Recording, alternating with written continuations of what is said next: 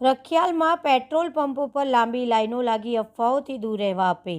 દહેગામ શહેર તથા ગ્રામ્ય વિસ્તારમાં પેટ્રોલ પંપો પર વાહનોની લાંબી કતારો જોવા મળી રહી છે.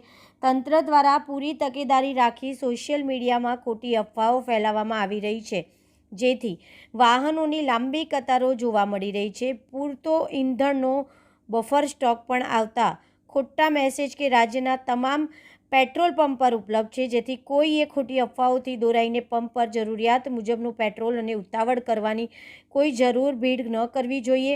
રખિયાલ ખાતે જય અંબે પેટ્રોલ પંપ પર સાંજના 5 વાગ્યાથી લાંબી લાઈનો હતી, પરંતુ ગ્રામજનોના અને ગ્રાહકોના સહકારથી રાત્રિના 11 વાગ્યા સુધી રોજે રોજ અપડાઉન કરતા વાહન ચાલકોને જરૂરિયાત મુજબ પેટ્રોલ આપવામાં આવતું હતું.